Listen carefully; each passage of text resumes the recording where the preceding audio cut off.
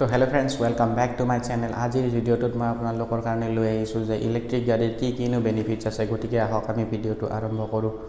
চাওক বন্ধুসকল, পোনপ্ৰথমতে ইলেক্ট্ৰিক গাড়ীৰ এক নম্বৰ এডভান্টেজটো হ'ল যে ইলেক্ট্ৰিক গাড়ী বহুত বেছি ইকনমিকেল হয়। ইকনমিকেল মানে ইলেক্ট্ৰিক গাড়ী আমি বহুত কম খৰচতে চলাব পাৰোঁ। প্ৰথম কথা, ইলেক্ট্ৰিক গাড়ীত আমি পেট্ৰল ডিজেল এইবিলাকতো ভৰাব নালাগে। জানে আজিকালিতো পেট্ৰলৰ দাম জানে বা ডিজেলৰ দাম জানে, 100 টকাই পাব অলম'ষ্ট। গতিকে আমি ইলেক্ট্ৰিক গাড়ীত অলপ কম খৰচত চলিব পাৰোঁ, কাৰণ যিহেতু আমি ঘৰতে চাৰ্জ দিব পাৰিম। চ' ইলেক্ট্ৰিচিটি বিল অভিয়াছলি পেট্ৰলতকৈ কমে আহিব। দ্বিতীয় কথা হ'ল কি, ইয়াত কোনো মবিল নালাগে। এইবিলাক ৰুটিন মেইনটেনেঞ্চবিলাক আপোনাৰ কমপ্লিটলি বন্ধ হৈ যাব। ইয়াৰে মেইনটেনেঞ্চ আছে, বাট বহুত বেছি ল' হয় ইয়াৰে মেইনটেনেঞ্চটো, বিকজ ইলেক্ট্ৰিক মটৰ হয়। ইয়াততো এনেকুৱা মবিল চবিলৰ কোনো ঝামেলা নাই। তৃতীয় কথা হ'ল কি, ইলেক্ট্ৰিক গাড়ী কিনাৰ লগে লগে আপোনাৰ পলিউশ্যন নহয়, যিটো আমাৰ এনভাইৰনমেণ্টৰ কাৰণে বহুত বেছি ভাল। কাৰণ ইলেক্ট্ৰিচিটি দি চলিলেতো ধোঁৱা ওলোৱাৰ কোনো কথাই নাই। Carbon monoxide, carbon dioxide gas, এইবিলাক গেছ ৰিলিজ হোৱাৰ কোনো কথাই নাই। গতিকে আমি তাৰ পৰা এনভাইৰনমেণ্টটো আমাৰ বহুত বেছি ছেফ হয়। যিহেতু আমি এই পৃথিৱীখনত থাকিব লাগিব, গতিকে অকণমান এনভাইৰনমেণ্টৰ কথাও ভবা ভাল। আৰু দ্বিতীয় কথা, এটা মানে সৰু কথা, বাট সেইটো বহুতৰ কাৰণে প্ৰব্লেমেটিক হৈ যায় কেতিয়াবা। প্ৰথম কথা, আপুনি ইলেক্ট্ৰিক গাড়ী ল'লে ফাইনো কমকৈ ভৰিব লাগিব। কাৰণ চাওক, পলিউশ্যন ফেইল হ'লে আজিকালি বাইক এখনতে 500 টকা ভৰিব লাগে।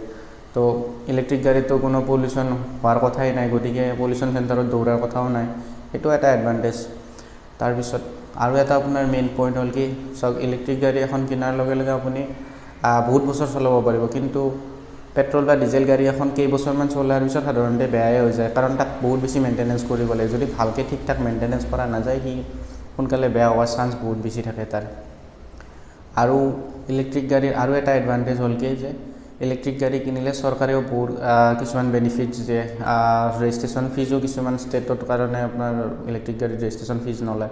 ঠিক তেনেকুৱা আৰু এনেও ফ্ৰেণ্ডছ, ভৱিষ্যতে ইলেক্ট্ৰিক গাড়ীয়ে বহুত বেছি চলিব, কাৰণ পেট্ৰল ডিজেল গাড়ী লাহে লাহে বন্ধই হ'ব। পেট্ৰল ডিজেল গাড়ী থাকিব,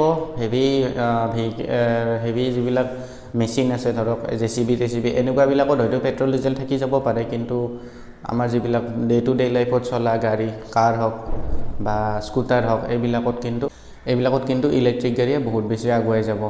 গতিকে ফ্ৰেণ্ডছ, ইলেক্ট্ৰিক গাড়ী লোৱাটোৱে বেনিফিচিয়েল হ'ব চবৰে কাৰণে।